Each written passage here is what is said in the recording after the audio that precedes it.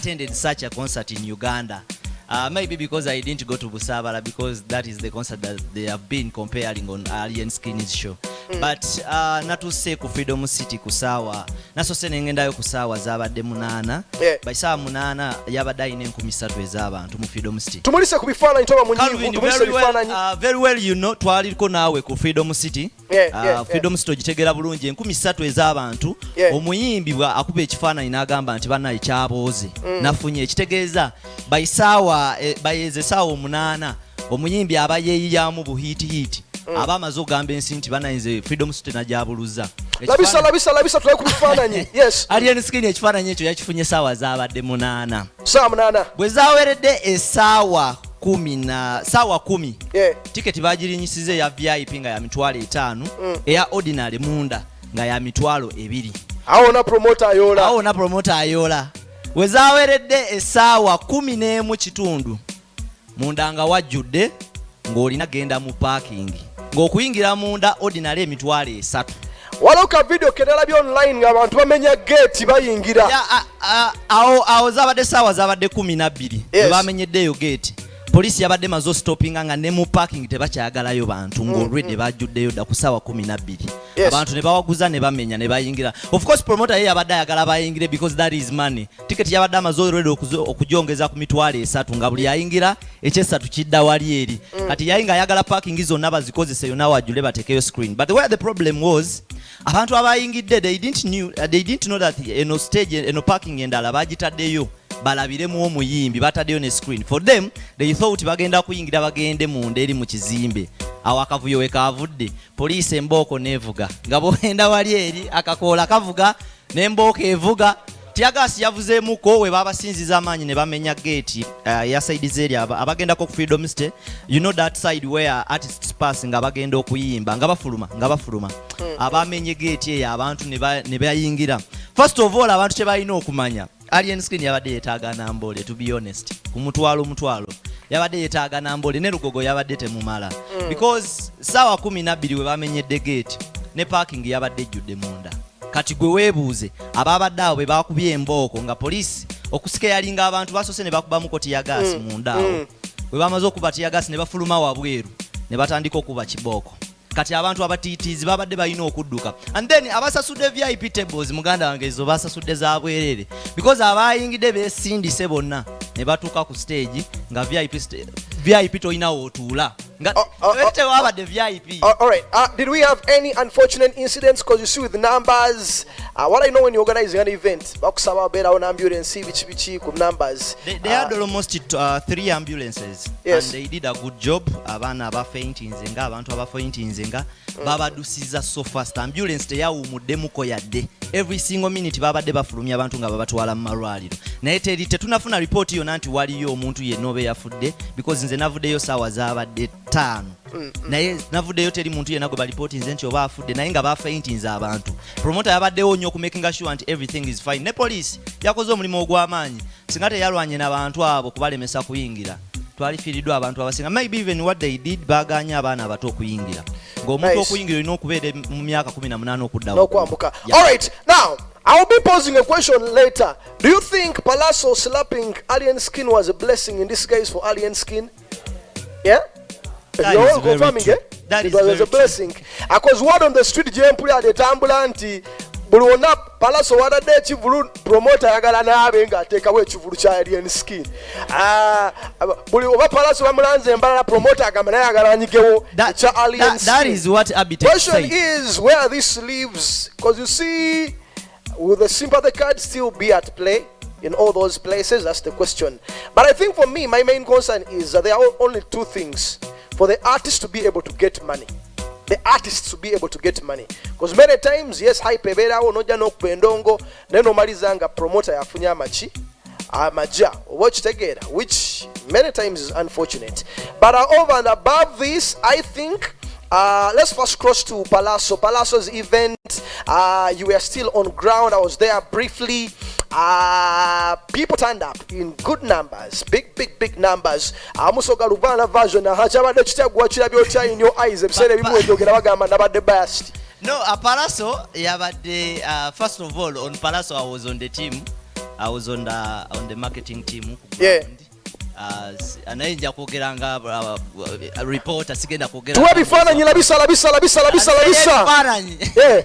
So from the start Pallaso yabadde mugumu nnyo. I remember when we were going to the airport okuchima catch up that Nigerian artist. Pallaso yali atubuuza kimu.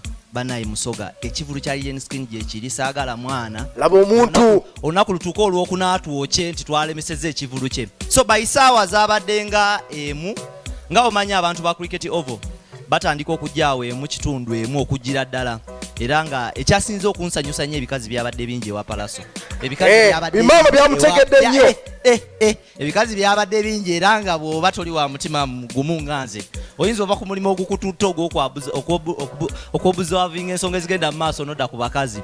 So Pallaso show yabadde first of all yabadde VIP show. Yabadde cricket oval but ye VIP show. Yabadde mitwalo ebiri. Ezo sente mu economy ye Uganda kati sente nyingi. Tewali muntu gwe basasulidde ticket ne bamwana transport gendayo, that is another credit. VIP esookerwako yabadde ya mitwalo 5, that is another credit. Ate nga abantu babaddeyo bayingidde ne bamuwagira. Nice. For me, what I can say, just to add on, yes, that Ewarian skin doza tunaddayo katono naye njalo maliza Pallaso katono nnyo. Pallaso yayimbidde abantu. Production was on point. Omuyimbi yayimbye si bya kugaya kakola ku stage. Pallaso yayimbye kye bayita okuyimba. Bwe yabadde mu show ng'olabira ddala nti musanyufu. Era sisuubira nti waliye yavudde mu Pallaso na complaining nti yanyumiddwa. Pallaso yabakubye omuziki. Abayimbi ba Old Testament babaddeyo nga Alien Skin we yagamba ne bamusupportinga. Era wa Alien Skin twabaddeyo n'abayimbi ba New Testament. Ngera ogendayo ng'oli Old Testament bakutunuulira nga abatakutegeera. OS omuteka mu Old Testament. OS performed. There is also another lady who performed. Shakira. You know, Sophie Nantongo, people from back then.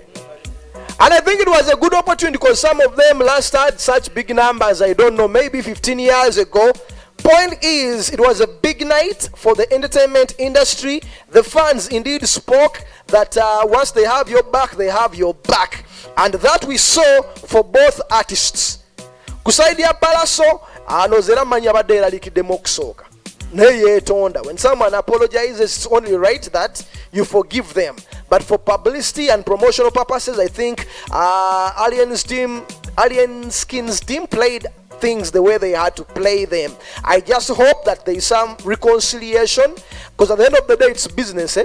Nemanya nti embere yabaddewo yawedde, you don't take things personally, because at the end of the day Pallaso proved that he's indeed the king of the East, just as Alien Skin proved that he's indeed the new hot kid on the block. Oba kitegera n'akikuba.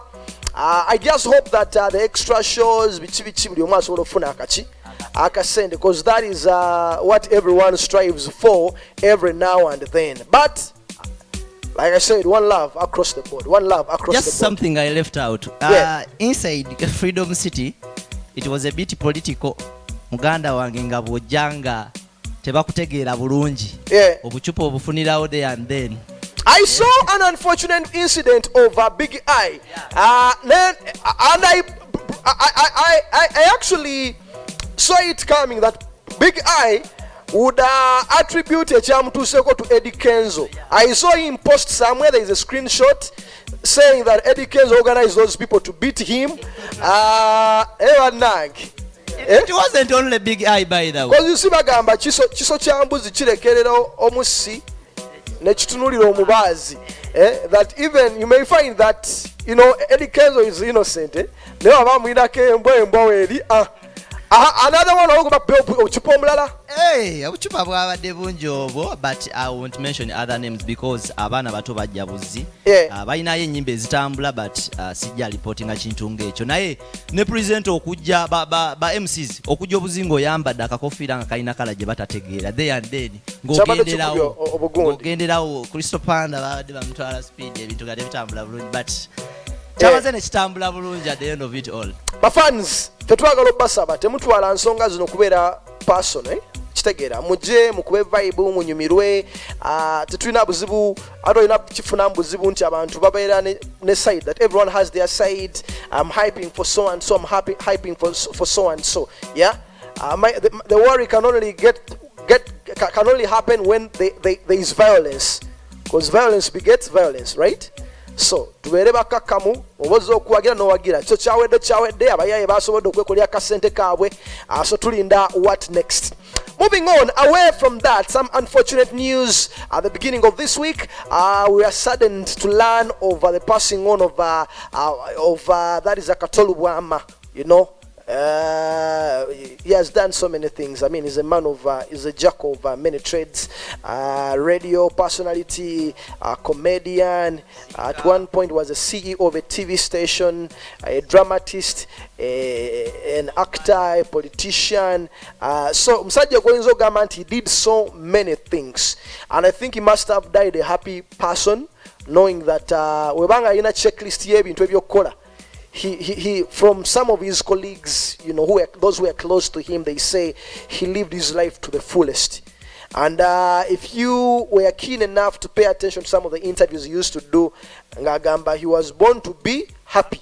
Tazalibwangako kubeera munakuwavu, but yazalibwa kujoga na kubeera ki happy. He passed on, suffered a cardiac arrest, oba omutima okutuka omutima. Right? Very, very unfortunate. His body, I think the body will now be transferred from the funeral home to his home today.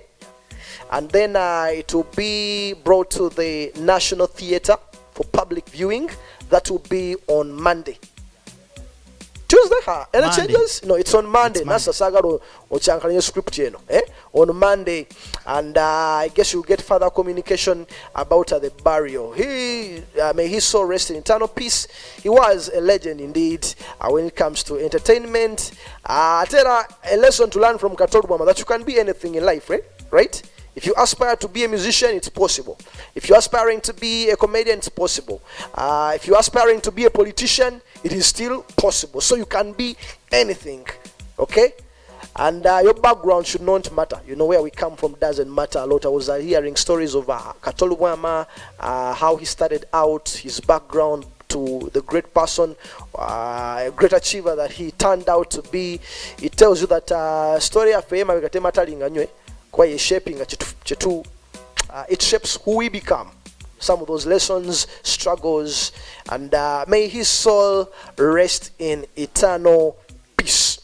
Away from that, time is not on our side. We are left with just 1 minute for entertainment news. Anything else that happened that I know Mirikwez is out of the country. He was not at Pallaso's concert. The son was graduating, so he couldn't be there. But I mean, the place was fired up. I just missed a set of Chameleon, Bwiino, and Pallaso. Meanwhile, at Pallaso's event, he was gifted with 20 million from General Salim Saleh. This was presented to him by Catherine Kusasira and Balaam, and also an award, Inspirational Hustler.